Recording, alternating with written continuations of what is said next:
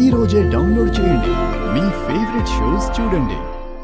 90% గర్భవతులకి caesarean చేస్తే కానీ బిడ్డ బయటికి రాని స్థితి ఉంది. కానీ సుఖప్రసవం అవటానికి యోగ విద్యలో చక్కటి ఆసనాలు, వ్యాయామాలు ఉన్నాయి.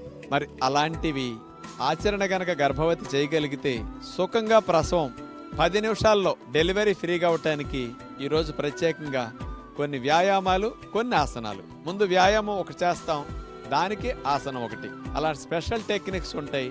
ముందుగా బద్ధకోణాసన్ ఎక్సర్సైజ్, బటర్ఫ్లై ఎక్సర్సైజ్ అంటారు. ఇది 2 పాదాలని చూడండి, నమస్కార ముద్రలో పెట్టినట్టు ఆనిచ్చేసి చేతులతో పాదాలు పట్టుకుని పొట్టకి ఎన్ని నెలలు పెరిగినప్పటికీ గర్భవతికి ఇబ్బంది లేకుండా సుఖంగా ప్రసవం అవటానికి, అబ్డామినల్ మజిల్స్ బాగా దృఢపడటానికి, పెల్విక్ ఏరియా కూడా ఫ్రీ అవటానికి బాగా ఉపయోగపడుతుంది ఈ బటర్ఫ్లై ఎక్సర్సైజ్.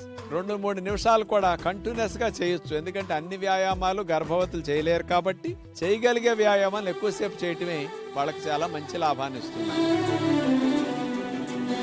ఎక్సర్సైజ్ చేశాం కదా, బద్ధకోణాసన్ ఇప్పుడు చూడబోతున్నాం. 2 పాదాలు అట్లా ఆనిచ్చేసి కాళ్ళని ఎంత నేల వరకు ఆనించడానికి ప్రయత్నం చేస్తే అంతవరకు ఆనిచ్చి చేతులు అట్లా పెట్టుకుని కదలకుండా అదే భంగిమలో ఉంటే ఎక్కడ మీకు పెయిన్ అవుతున్నదో అక్కడ మీకు ఈ ఆసనం ఫలితాన్ని ఇస్తుంది. పెల్విక్ ఏరియాని బాగా విప్పినట్టు అవుతుంది కదా, అందుకని పొత్తి కడుపు భాగంలో మంచి ఫలితం వస్తుంది అనమాట. బద్ధకోణాసనం చేసి అట్లా కదలకుండా స్థిరంగా కూర్చున్నప్పుడు. ఇక ఉండలేనప్పుడు మెల్లగా తీసేసి ఇక 2 కాళ్లను బాగా చాపి కాళ్ళ మధ్యలో దూరం ఒక 3 అడుగులు వచ్చే విధంగా అలా పెట్టేసిన తర్వాత కుడి చేత్తో కుడి పాదాన్ని పట్టుకుంటాం. తర్వాత పైనుంచి తీసుకెళ్ళి ఎడమ చేతిని కూడా అట్లా ఆనించాలి. నెక్స్ట్ మళ్ళా సేమ్ రిపీట్ చేస్తాం. ఎడమ చేత్తో ఎడమ పాదాన్ని పట్టుకుని పైనుంచి చేతిని తీసుకెళ్ళి అట్లా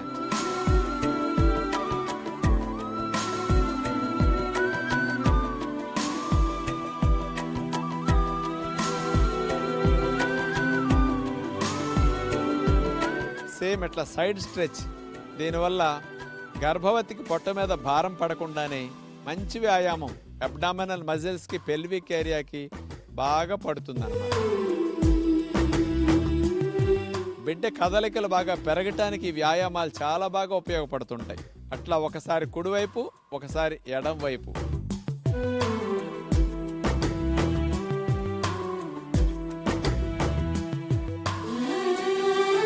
ఎక్సర్సైజ్ చేశాం కదా, ఇప్పుడు భూనమనాసన్ ఎలా చేయాలో చూడబోతున్నాం.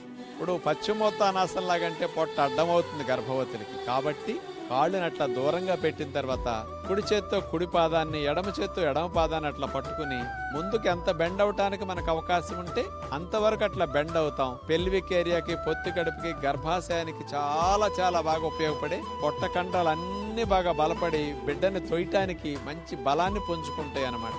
అలాగే కదలకుండా ఆసనంలో 1 నిమిషం 2 నిమిషాల సేపు ఉండగలిగితే బాగుంటుంది. తీసేసి దండాసనంలో అట్లా విశ్రాంతి తీసుకోవాలి.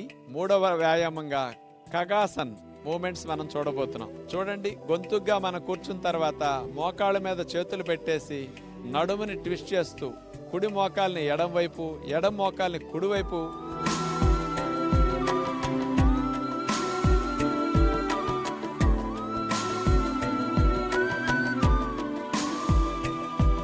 సుఖప్రసవానికి ఇది చాలా చాలా మంచిది అన్నమాట. గర్భవతులు తప్పనిసరిగా చేయవలసింది. అలా ఒక 10-15 రౌండ్స్ చేసిన తర్వాత మలాసన్ నమస్కార ముద్రలో పెట్టి అదే విధంగా కదలకుండా కూర్చున్నప్పుడు చూడండి, పెల్విక్ ఏరియా బాగా వ్యాకోచిస్తుంది. సుఖప్రసవానికి మార్గం అక్కడ బాగా రెడీ అవ్వటానికి, ఆ మజిల్స్ అన్ని కూడా బాగా రిలాక్స్ అవటానికి, బాగా ఫ్రీగా అబ్డామినల్ మజిల్స్ బాగా బలపడటానికి ఇది బాగా ఉపయోగపడుతుంది. ఇప్పుడు సేతుబంధాసన్ చేయబోతున్నాం. వెళ్ళకిలా పడుకున్న తర్వాత 2 కాళ్ళని పిరుదుల దగ్గరకు అట్లా లాక్కున్న తర్వాత చేతులతో పాదాలు పట్టుకుని పైకి లిఫ్ట్ చేస్తాం. హిప్ రైజింగ్, మళ్ళా దింపుతాం. సేతుబంధాసన ఎక్సర్సైజ్ ఇది. ఇట్లా ఒక 10-15 రౌండ్స్ చేస్తే బిడ్డ గ్రోత్ బాగుంటుంది, బిడ్డ కదలికలు బాగా వస్తాయి. అట్లాగే పొట్ట కండరాలకి, పొత్తి కడుపు కండరాలకి బలం పెరగటానికి,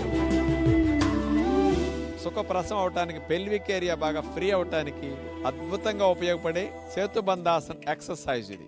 ఇలా 10-15 సార్లు చేసిన తర్వాత పొట్ట భాగానికి బ్లడ్ సప్లై బాగా పెరుగుతుంది.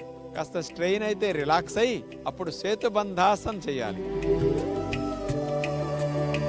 అట్లాగే నడుము భాగాన్ని పైకి లిఫ్ట్ చేసి కదలకుండా స్థిరముగా అదే భంగిమలో మనం 1 నిమిషమో 2 నిమిషాలు ఉండాలి. ఆసన స్థితిలో ఎంతసేపు కదలకుండా ఉంటే ఫలితం అంత బాగా వస్తుందన్నమాట.